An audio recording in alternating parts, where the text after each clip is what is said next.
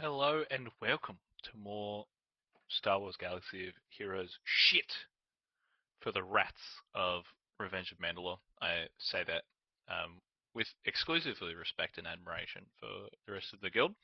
Run through a couple of things as promised. I'm semi-recovered from being sick, but I've still got that kind of gravelly, deep Aussie accent that apparently is sexy in some parts of the world. So enjoy this for the next 5 minutes or so. Starting off, I'm going to discuss Datacrons. Now, I probably should have done this before spending my energy, but I am a fool, and therefore I'm going to just go through it as normal and as a fundamental explanation of like Datacrons. This is from a barely paying player perspective. I get the Conquest Pass and I get the Episode Pass. That's it. That's all I buy. Beyond that, step one for Datacrons is going to be in your shipments under little Datacrons field. You're going to have these two shipments. You're going to buy these two shipments every single opportunity you get. If you play the game once a day, you will buy it on your once a day shipments. If you play the game 3 times a day to hit all your shipments, then you're going to do that. I play the game once a day. I hit my dailies once a day. I do all my content once a day. So I only grab them once a day. But you do that so that you can stay above the minimum amounts for how much it actually costs to upgrade Datacrons. As you can see, I got a lot of Datacrons this set. I have managed to red crate my Conquest in 7 days. If you are wanting to push Datacrons in any form of seriousness, you need to be refreshing Conquest energy. Conquest comes around once a month.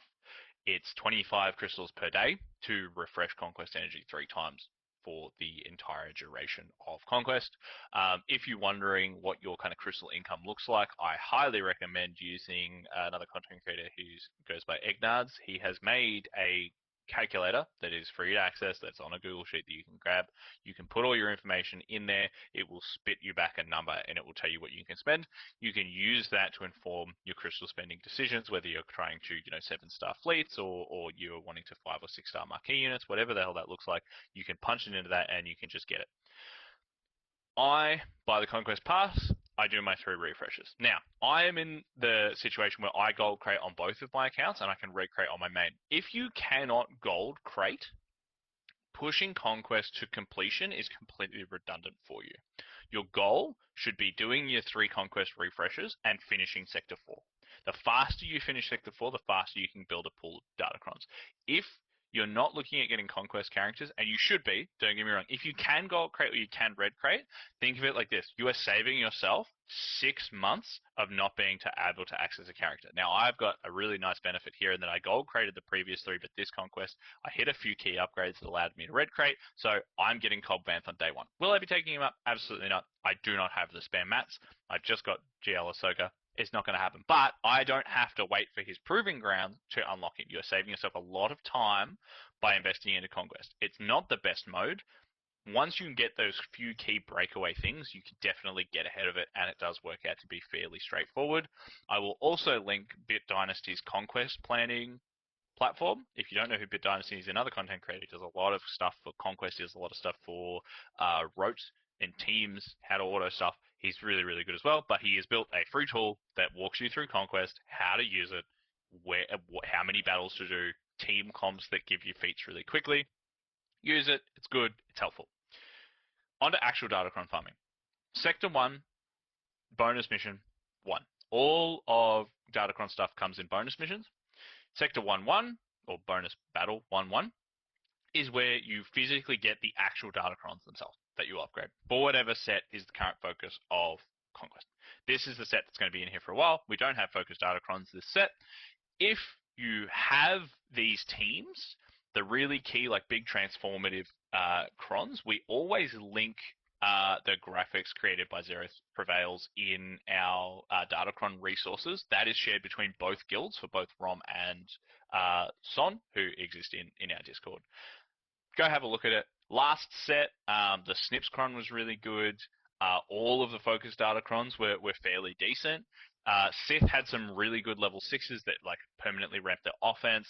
And then there was what is basically referred to as the wordy level 6s for Galactic Republic. Generally speaking, it holds true that the more words they put in faction level 6, the more fucking words they put here, the stronger that stupid Datacron is. The same can be said in level 9. The more words are under these things, the better they get. Jango Fett's Datacron is an example for this set of when you put Jango Fett in with a bounty hunter team and you have this Cron, he kills GLs. And they kill GLs because they hit so hard, they just kill them. Now that's a lot of damage! So as this clause, where when they critically hit an enemy, they attack again. That has no limit, I assume, based on the fact that this doesn't say once per turn. So there is the capacity potentially just to infinitely attack someone if they die. The Satil Shan, Datacron, if you have her, is really good. It pre-taunts her. A lot of her kit runs around pre-taunt. Also makes people remove, immune to turn meter removal, which was one of the ways that they were able to kind of be dealt with, is manipulating everybody's turn meter, make them a bit easier to kill, with the exception of Joel Lee. But lots of parts, lots of elements, lots of moving parts. The Swordicron. Swordy hits harder based on the Relic Amplifier levels of all allies. If you put her on a full Relic 10 team, based on the understanding that we have right now, she will literally deal 25% additional damage for each Relic level on everybody. So if everybody's Relic 10, she gets literally 500% damage. I'm pretty confident that's how it works. I might be wrong. I'm not going to correct it. That sounds funny. Get Datacrons from here. You can check what the sets are. You can also check what the stats you potentially roll are here as well. Rule of thumb, crit damage, offense, health, protection. Best stats to roll. Anything else kind of sucks. Not the end of the world if you get it. I don't pay for Datacrons, so I don't do a lot of re-rolling. I get my Datacrons from here. For your levels 1 to 3 upgrades, you will hit Sector 1-1. This is the best in slot. Hit. You get minimum of 10 of these. You also get 5 of these. Excellent. Fantastic work. If you're not red, when you red crate or gold crate or you hit your stat crate, the beauty of these is you can just sim these. You hit the refresh, you just sim these buttons. It makes Datacron farming very easy. You don't have to worry about it. You only need to manually do these battles if you're going for feats. You can stop manually doing battles once you've gotten your feats, whatever your crate goals are. Sector 4 is your Mark 2 and Mark 3 maths. So these ones. So they take you beyond level 3. You get 5 to 15 of these. You get 5 to 15 of these. Now, this is the only place where you get these in any sort of decent kind of level. And because your minimums are the same here and in Sector 3, it's better to farm this if you need Mark 2s specifically, because you're also going to get Mark 3s. And when you're upgrading Datacrons, if you need a Mark 2, you very likely also need a Mark 3. So as an example, I'm just going to take this up. As you can see, this is the only part where I need a Mark 2 and a Mark 1 only. Beyond this point, it is going to be Mark 2s and Mark 3s. Apologize if you can hear the dog in the background. That's fantastic. Right as I tried to record this video. That's it.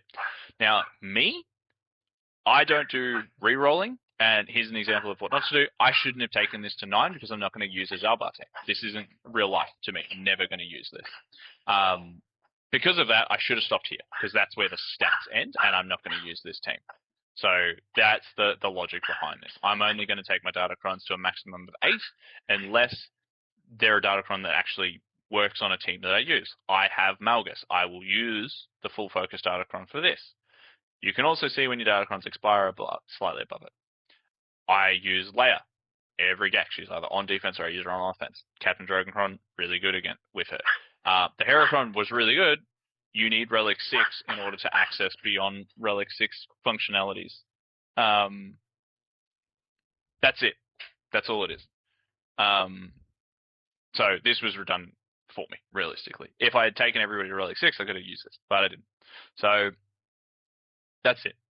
When I refer to StatCrons in the Territory War guides and the recommendations for text, what I mean is that you're not using this for these units necessarily, but this is a lot of guaranteed stats. With focused Datacrons, you can use them with lower relic teams, so it's good to keep in mind that you can throw this on like a JML team, for example. Even if you've got some relic 5s, even if you've only got people at the relic levels that are required to unlock JML, you will gain the benefits of all of these. If you throw Luminara in there, you'll gain her effects regardless of what relic level she's at. You can walk over things like Rey really comfortably with JML with this Cron, if they don't have the Swordicron. Swordicron under Rey is going to be nutty. There's always a good Raycron. It's usually not supposed to be a Raycron. That's generally how that works. But that's it. You do this. So you go to shipments, you go to Datacrons, you buy these 2 data case shipments, you go to Conquest, you farm Datacrons if you don't have them, you farm Sector 3 if you're doing 1 to 3 upgrades, you farm Sector 4 if you're doing 4 to 8 upgrades. If you have the teams and the specific units that are called out in those teams, you would farm those level 9s. If your different states, Sector 5, 1 is where you do get the reroll map. The other place you get these fairly consistently is Territory War. So part of, if you want to be pushing more Datacrons, you want to be pushing to Kyber, you want to improve in GAC, Datacrons become semi-mandatory the higher you get. This is where you get those reroll mats. If you're farming them in Conquest, otherwise, it's Territory War. Territory War is the best place to get them, which is part of the reason why, as a guild, we've kind of resolved ourselves to doing something with Territory War. But as you can see, second place rewards for this is that. But first place, you get a fairly good chunk of these reroll mats. Don't get a lot of Dark Crash. This is like fairly redundant, but these are good for reroll mats. The other rewards, look, they're garbage. I'm not going to pretend that Territory War is really good, but this is the best place to get reroll mats from. For losing, we get these. We're gonna, like, if you're watching this video, it's because you probably want to push in Conquest. You probably want to push in GAC a little bit more. This gives you kind of a methodology of like where to go, what to do, order of operations to follow. In terms of rolling for Datacrons, I always go for quantity because I don't have reroll mats. So I can't click on Tenacity here and realistically re-roll it. You can also only re-roll a Datacron if you take it to 9. This is a cron where all of the stats hit something that's really good for me from a defensive team. I was never going to re-roll anything. This was just a waste of mats and money. These are things like Tenacity is something I would re-roll off, but like I don't have a real Separatist team. I am not going to get any benefit from the Jango Fett cron, realistically. I could remod my Jango Fett if I wanted to use it. If I hit it, I might even do that just to give me an extra counter to something. But if you're being a bit lazier about it, this is what I would do. I'd just go to 8. So you've got a spread of crons that are semi-decent, and you throw the defensive ones on your defensive teams. You keep your offensive ones for the teams you use on attack. That's it. That's how I would do Datacrons. Thank you for coming to this Revan talk.